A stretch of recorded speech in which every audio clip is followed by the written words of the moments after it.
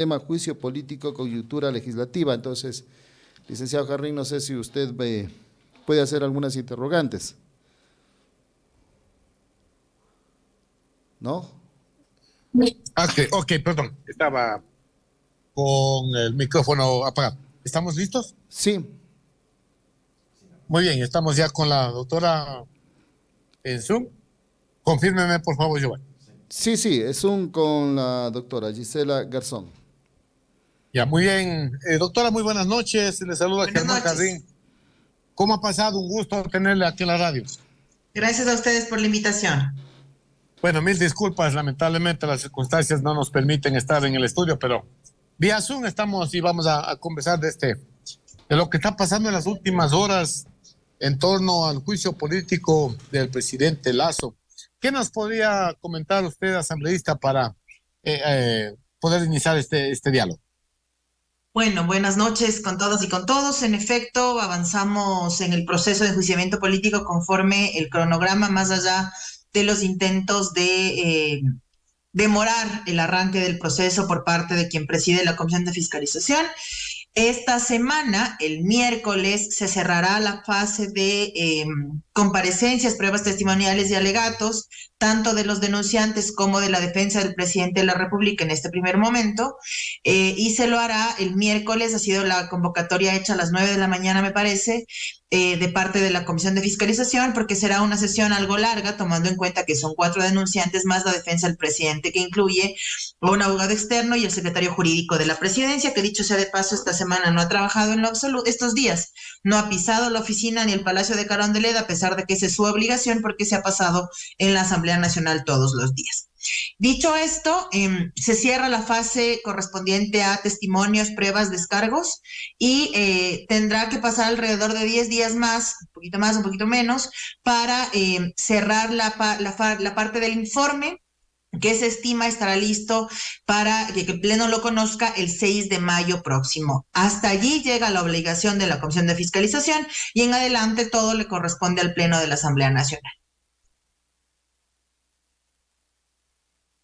Asambleísta, perdón.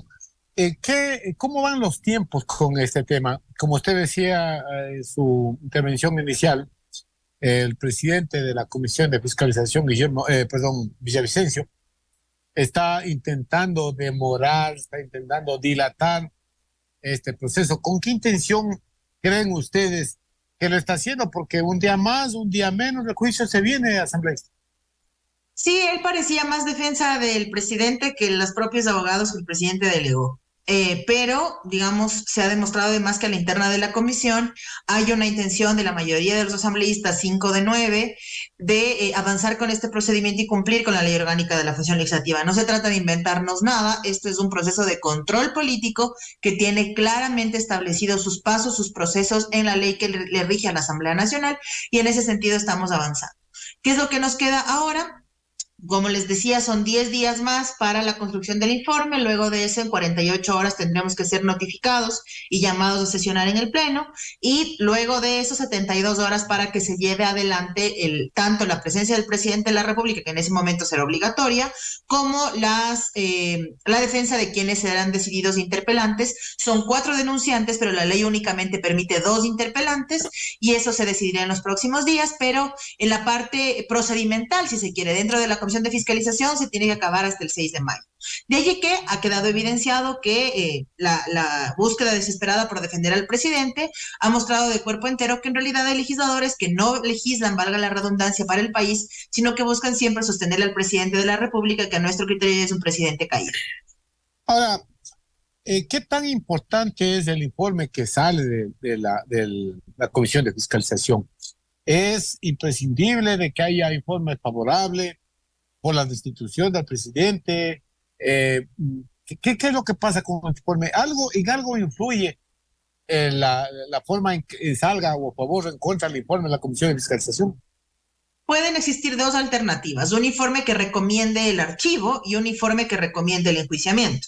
Ambos informes no son vinculantes, pero sobre esos informes el Pleno decide si es que avanza hacia el enjuiciamiento o da paso al archivo del juicio político. Ambos escenarios, con base en un informe que seguramente saldrá de la comisión, de acuerdo a la votación de estos últimos días, me atrevo a asegurar que saldrá con un informe que dé paso al juicio político, que permita que esto avance en el Pleno. En este primer momento solo se requieren 70 votos, es decir, para decidir sobre el informe de la comisión, y una vez que se consigan esos 70 votos, entonces avanza para la votación de destitución, que requiere 92. Eso es un poco el escenario en este momento. Si bien el informe no es vinculante, sí retrata de maneras similares a lo que fue el informe de la Comisión del Gran Padrino, sí retrata el proceso de investigación y fiscalización que hace la legislatura, y sí retrata además que efectivamente existen responsabilidades políticas en el posible cometimiento de los delitos que se le atribuyen al presidente y su entorno, y eso es lo que le corresponde a la Asamblea. Ya más adelante, de acuerdo a cómo avance el proceso jurídico, le corresponderá a la autoridad de justicia determinar si efectivamente se cometieron esos delitos o no. A nosotros como legisladores nos corresponden las responsabilidades políticas, y hasta el día de hoy creemos que efectivamente se han encontrado en el trayecto de esta investigación responsabilidades políticas de parte del presidente de la República sobre el posible cometimiento del delito de peculado. Asambleísta, en estos últimos días hemos visto una avalancha de acusaciones del lado del gobierno, de defensas, incluso han intentado ridiculizar a algunas asambleístas que están interpelando, como el caso de la asambleísta Mireya Pazmiño. Pero en ese contexto, asambleístas, han cambiado las cosas. De los 104 asambleístas que pusieron su voto, ¿siguen existiendo? ¿El gobierno logra comprar votos para lograr quedarse en el gobierno? A ver, desde el momento inmediatamente posterior a la votación del informe de la Comisión del Gran Padrino, empezaron a cuestionar la pertinencia del juicio político quienes habían votado minutos antes a favor de que eso se dé. Y allí yo planteaba en el debate dos escenarios. O es que efectivamente no leyeron lo que votaron, porque el informe recomendaba el enjuiciamiento político, o empezaron a cotizar su voto al alza. Y lamentablemente el segundo escenario parece ser el más certero. Ahora bien, en efecto han buscado ridiculizar las figuras de las colegas legisladoras, más allá de las posturas que ellas puedan tener. Todas estamos en este espacio y todos estamos en este espacio por favor de la votación de la ciudadanía, y estamos llevando adelante un proceso de fiscalización que quizás se nos hubiera ahorrado si es que el gobierno no se hubiera dedicado a hacer lo que le corresponde, pero llegó al gobierno a hacer que todo lo contrario, entre esos, armar una trama de corrupción alrededor del presidente de la República, su cuñado y demás personajes que son ya bastante conocidos en este momento. Entonces, lo que ha hecho el gobierno es eso, buscar desviar la atención de todas las formas posibles, cuestionando a las legisladoras, cuestionando el curso del juicio político, cuestionando las pruebas, la validez de las mismas, y el día de hoy presentó un listado de alrededor de 10 abogados, de los cuales estuvieron 7, me parece, en la comisión, tratando de desvirtuar desde la visión penal un proceso de control político. Desde allí, entre otras cosas, además de funcionarios que son defensores del gobierno, se deja en evidencia que no fueron para otra cosa que defender lo indefendible. Lo que ha hecho el gobierno y lo que se ha revelado lastimosamente en audios de los últimos días es estas intenciones de ciertos sectores de la Asamblea Nacional de llegar a acuerdos con el gobierno en un momento en el que el único acuerdo que nos debería juntar es que el gobierno ya no sirve para nada, porque lo ha demostrado en más de una ocasión, y que ese acuerdo debería ser que el gobierno se vaya a su casa, que el presidente se vaya a su casa.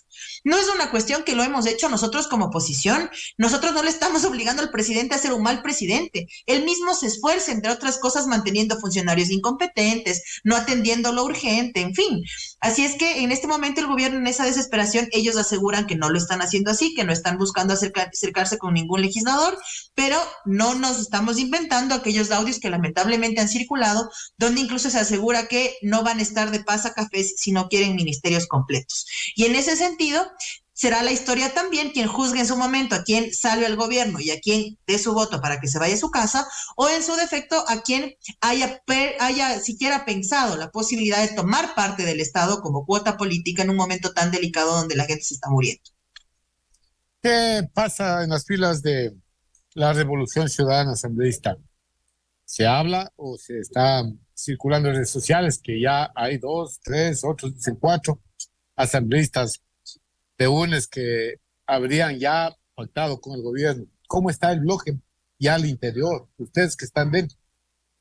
Nosotros estamos firmes, estamos cohesionados, nuestra prioridad es el juicio político, estamos acompañando a nuestros compañeros y compañeras dentro de la mesa de fiscalización. De hecho, yo cierro la entrevista con ustedes y entro en la reunión de bancada de cara a lo que será el pleno de mañana y las actividades legislativas ordinarias en estos días.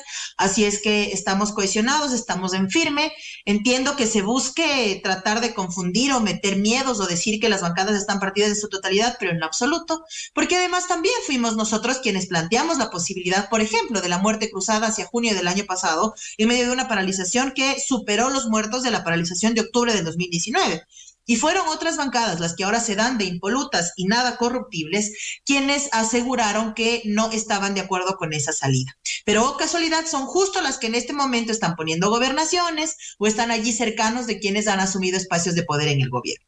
Así es que nosotros estamos firmes, estamos seguros. Yo siempre prefiero ser muy cauta respecto a asegurar que existen los 92 votos, porque si bien tengo la confianza de que así será, quiero esperar, digamos, para no generar también falsas expectativas en la ciudadanía. Lo que sí corresponde es en este momento apelar no a un sentido de a qué bancada pertenezco, sino salir del hemiciclo legislativo, escuchar lo que la gente pide en la calle y hacer y votar en consonancia con ese el momento en el que nos corresponda así.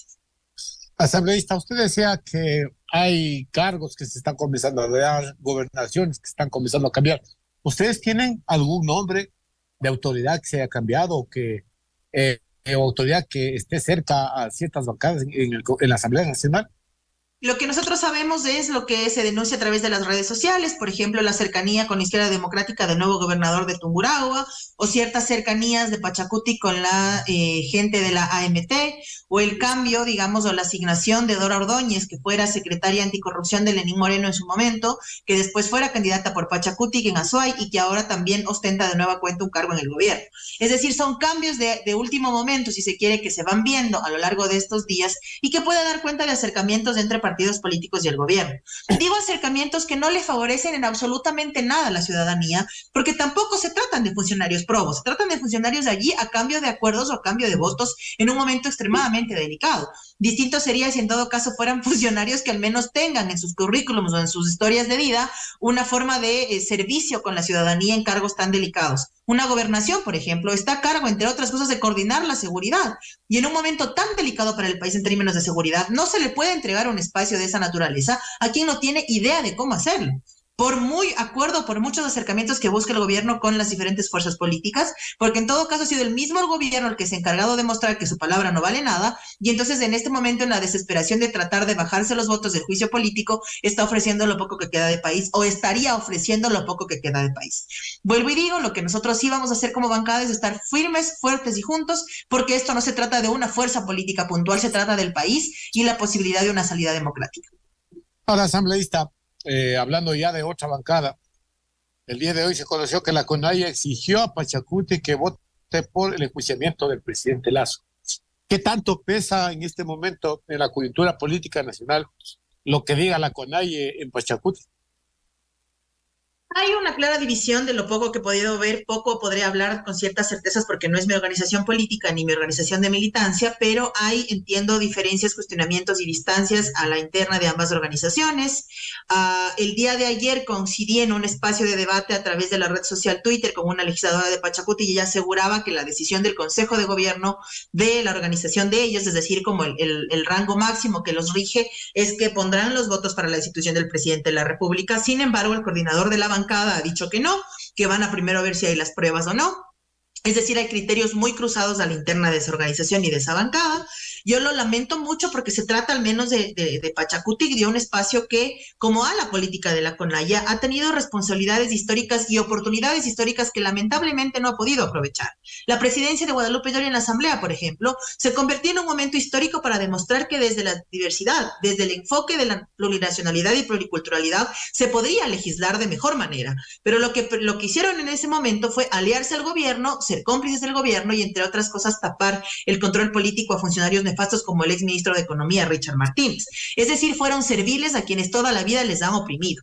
Así es que ojalá en este punto también, en este repensarnos a la interna de cada una de las organizaciones políticas, digo cada una porque también le incluye a la organización a la que me pertenezco, digo, la última victoria electoral nos pone en un escenario distinto y me parece que también es un momento cuando la crisis es transversal en todos los sectores, donde los diferentes espacios organizativos, en este caso desde los partidos políticos, podemos repensarnos qué rol estamos jugando y si vamos a estar a la altura de lo que el país requiere.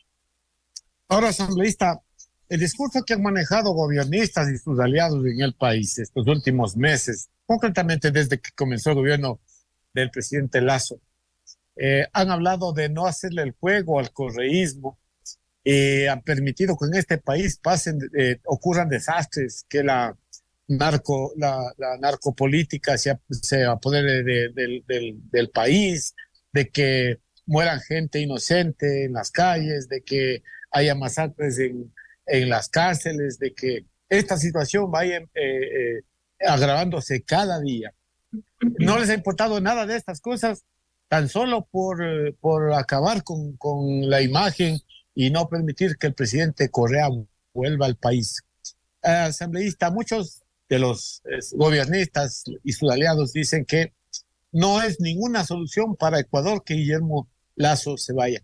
¿Qué opina usted de esta retórica que está funcionando y creo que de manera algo efectiva en el país? Esta respuesta va en dos sentidos. Primero, que hay una idea errónea y maliciosa de creer que los adversarios políticos somos enemigos y lo que tienen que buscar es aniquilarnos, eliminarnos, desaparecernos o proscribirnos. Y los adversarios políticos en democracia somos eso. Una agrupación de personas que pensamos distinto a otra agrupación de personas. No somos enemigos, no merecemos que nos odien, ni merecemos que nos levanten campañas sistemáticas a través de las redes sociales o los medios para cuestionar nuestra integridad o nuestra honra, porque así no se hace política. Se puede ser oposición decente, se puede ser oposición con coherencia, con insumos, con contenido, y eso es lo que hemos intentado ser nosotros. Digo intentado porque ha sido muy complicado ser una oposición cuando el gobierno nacional recurrentemente nos está atacando, señalando y diciendo desde terroristas para arriba, pero jamás nos van a escuchar a nosotros oponernos por oponernos al gobierno central. Más aún cuando creemos que debe ser oposición es esto, enriquecer un debate en el marco de la democracia que debe sostenerse en este país en las condiciones actuales, mucho más aún cuando hay una crisis. Ahora, me parece que además sí debemos repensarnos en este momento en una posibilidad de cohesionarnos diferentes sectores alrededor de objetivos comunes. Sectores sí que puedan ser progresistas de la izquierda, que piensen el Estado con el ser humano por el centro, que piensen salidas a la seguridad desde el enfoque netamente social, desde el mejoramiento de oportunidades, que piensen la posibilidad de mejorar las condiciones de vida de la gente a través de la obra pública redistribuida adecuadamente, desde la educación, en fin, que nos pensemos con esos objetivos y esos ejes para trazarnos hojas de ruta y compromisos firmemente asumidos para enfrentar lo que se nos viene, porque en realidad es una crisis tan profunda que no nos va a tomar ni siquiera 2 años, que seguramente nos tomará 4 o 6 lograr enfrentar mejores condiciones, porque tenemos un país golpeado por la pandemia, golpeado por la delincuencia, golpeado por la falta de oportunidades, con una nueva ola migratoria. Es decir, estamos en una situación donde vamos a requerir, más allá de un buen gobierno, varias organizaciones, varias agrupaciones, la sociedad civil en su conjunto, empujando para que este gobierno, de darse la sucesión presidencial,